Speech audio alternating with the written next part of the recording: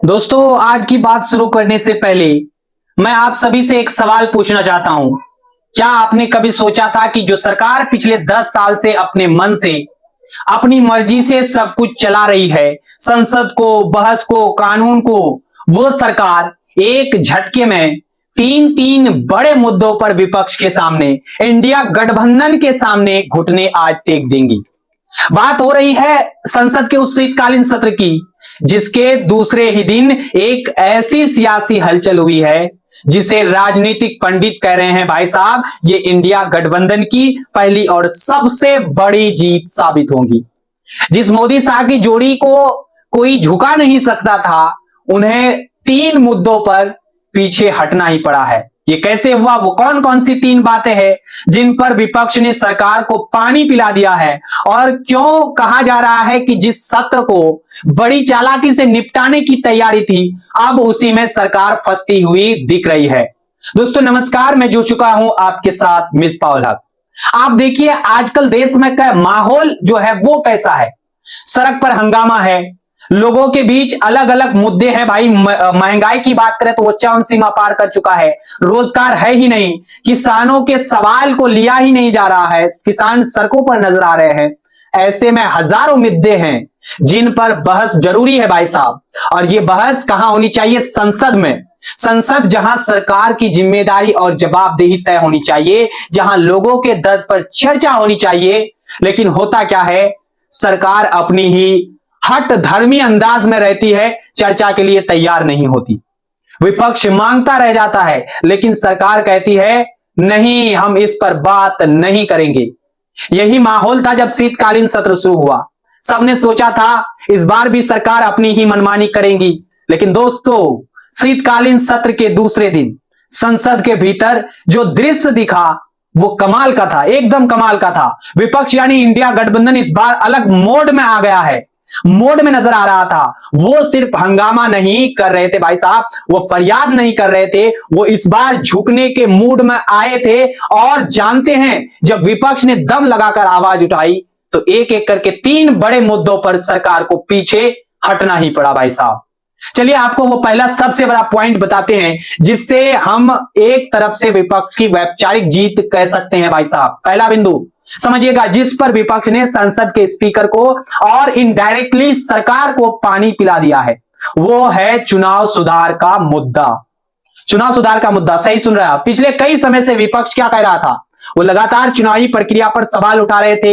SIR, BLO की मौत, तमाम चुनावी अनियमितता और पारदर्शिता की कमी जैसे मुद्दे विपक्ष लगातार चिल्ला रहा था कि इस पर बहस होनी चाहिए, सुधार होनी चाहिए। लेकिन सत्ता पक्ष क्या कर रहा था? हर बार उसकी फरियाद को खारिज कर देता था, जैसे कोई अनसुनी बात हो। लेकिन इस बार क्या हुआ? हंगामा इतना जबरदस्त था, विपक्ष के नेता सीधे सभापति स्पीकर के आसन के पास तक पहुंच गए थे। उन्होंने जिस अंदाज में विरोध दर्ज किया, उस पर राजनीति पंडितों का कहना है कि सरकार के पास झुकने के सिवा कोई चारा नहीं बचा था। और परिणाम क्या हुआ दोस्तों? पहली बार चुनावी सुधार के मुद्दों पर संसद के अंदर चर्चा के लिए सरकार तैयार हो गई है। ये पहली बहुत बड़ी जीत है। जिस मुद्दे को सरकार बार बार टाल रही थी, खारिज कर रही थी, आज उसी पर उसे हाँ कहना पड़ा। आप सोचिए ये लोकतंत्र के लिए कितनी बड़ी बात साबित होगी। जनता के सबसे बुनियादी हक यानी वोट डालने की प्रक्रिया पर अब बहस होगी, सुधार की गुंजाइश बनेगी। अब बात करते हैं दूसरे बिंदु पर जो राज्यसभा से आया। दोस्तों, राज्यसभा में इस सत्र में सभापति चेयरमैन के लिए एक तरह से सांस फूलने जैसा मंजर था। यहां नया कार्यालय है, लेकिन जो दूसरी जीत हुई वो सभापति के आचरण से जुड़ी हुई है। जो खबरें आई वो बताती है कि शायद उनका जमीर अभी जिंदा है, क्योंकि वो नए नए हैं। सभापति ने दूसरे ही दिन एक ऐसा आचरण दिया जो विपक्ष के विरोधी में नहीं गया। क्या किया उन्होंने विपक्ष को बोलने का मौका दिया, और भरपूर भाई साहब मौका दिया। ये कैसे संभव हुआ आप सोचिए। जिस संसद में विपक्ष को बोलने नहीं दिया जाता था, वहां अगर सभापति खुद विपक्ष को मौका दे तो सत्ता पक्ष का हाल क्या होगा? वही हुआ। जब सत्ता पक्ष के लोग विरोध करने लगे, हंगामा करने लगे, माननीय सभापति ने सत्ता पक्ष के सांसदों को भी रोका। नाम आया राधा कृष्णन जी ने सत्ता पक्ष के सांसदों को रोका। यह देखकर मोदी शाह के संसद एक तरह से, या सांसद जो मोदी शाह के हैं, पागल हो गए हैं, एक तरह से बुखला गए हैं। यह कितनी बड़ी बात है।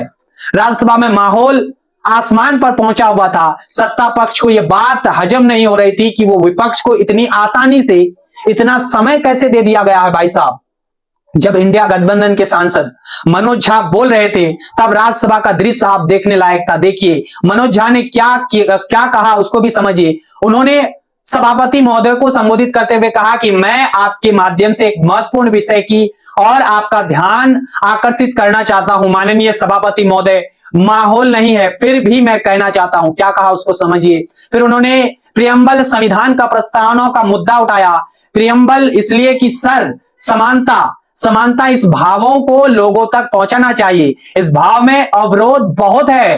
आप स्वीकार करेंगे कि इस देश में सामाजिक साधार्य, बंधुत्व और समानता की बातें अपने न्यूनतम स्तर पर है। उन्होंने आगे क्या कहा, सरकारी पक्ष को यह समझना होगा कि जब तक समानता और विद्युत हम स्थापित नहीं करेंगे तब तक अलग अलग जातिगत उत्पीड़न, बात करें तो उत्पीड़न के केसेस आते रहेंगे।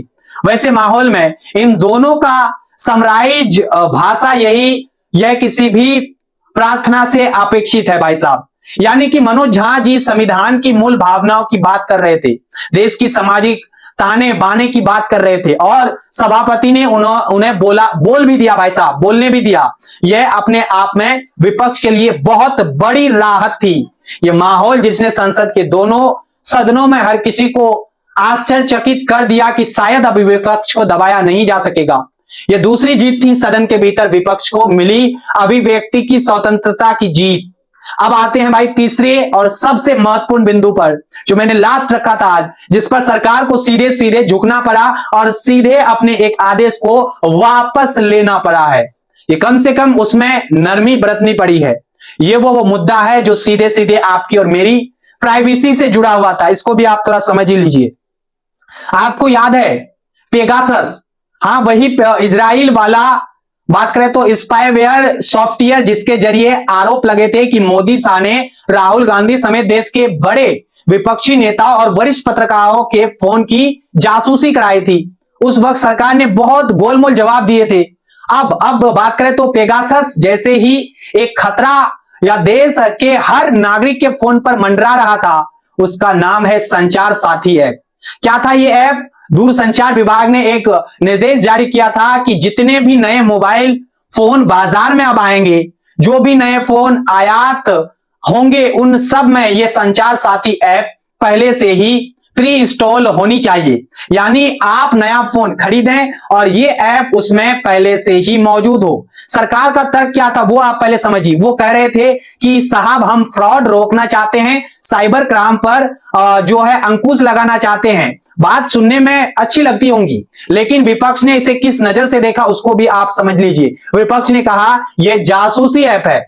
इंडिया गठबंधन ने इस पर ऐसा प्रहार किया, इसके ऐसे धागे खोले कि सरकार को एक तरीके से आदेश में सॉफ्ट होना पड़ा, उस शक्ति को वापस लेना पड़ा।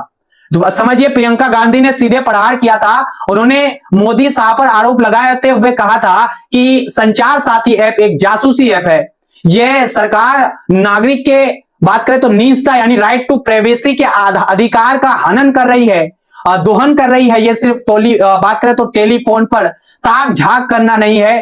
दूरसंचार विभाग ने मोबाइल हैंडसेट निर्माताओं और आयातकों को निर्देश दिया है कि सभी नए मोबाइल फोन उपकरणों में संचार साथी ऐप पहले से ही डाले जाए। सरकार इस देश को हर रूप में तानाशाही में बदल रही है। संसद नहीं चल रही है क्योंकि सरकार किसी भी विषय पर चर्चा करने को तैयार ही नहीं है।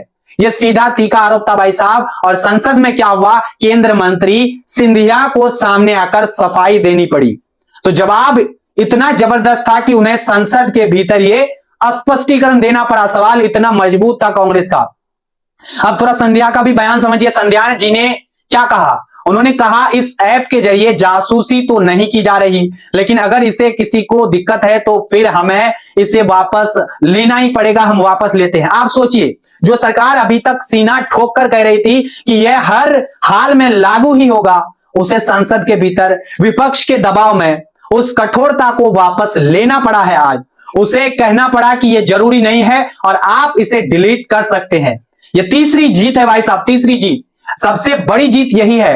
और क्योंकि यह सीधे सीधे देश के हर नागरिक की प्राइवेसी को बचाने की जीत है। अगर विपक्ष आवाज नहीं उठाता तो यह जासूसी ऐप हर नए फोन में घुस चुका होता। दोस्तों, संसद के शीतकालीन सत्र के दूसरे ही दिन सरकार इस तरह से बैक फुट पर आ जाएगी, यह शायद आपने भी नहीं सोचा था, किसी ने भी नहीं सोचा था। इसलिए राजनीतिक पंडित इस पूरे घटनाक्रम को इंडिया गठबंधन की संसद में पहली ऐतिहासिक जीत बता रही है। संसद में जो दिखा है वो यह उम्मीद देता है कि अब सरकार की मनमानी अब नहीं चलेंगी। विपक्ष ने बता दिया कि जब वो एक होकर आवाज उठाता है तो मोदी हो या फिर शाह हो, सबको बात करें तो हट धर्मी का अंदाज जो है उनका वो बदलना पड़ता है। आप क्या सोचते हैं इस बारे में? आपकी राय जरूरी है भाई साहब, आप लिखिए कमेंट बॉक्स में, बताइए कि ये 3 जीत आपके लिए कितना महत्वपूर्ण है जो संसद में दूसरा दिन ये आप सभी को देखने को मिला। अगर आपको लगता है कि इस विश्लेषण में दम है और ये बात देश के कोने कोने तक पहुंचानी चाहिए तो आपसे एक ही विनती है कि वीडियो को ज्यादा से ज्यादा शेयर कीजिए अपने दोस्तों में, अपने परिवारों में। और ऐसे ही जमीन से जुड़े और गहरे विश्लेषण के लिए आप चैनल को सब्सक्राइब भी कर लीजिए और मत भी भूलिए सब्सक्राइब करना। तब तक के लिए दीजिए हमें इजाजत। आप सभी का जुड़ने के लिए आज बहुत बहुत धन्यवाद।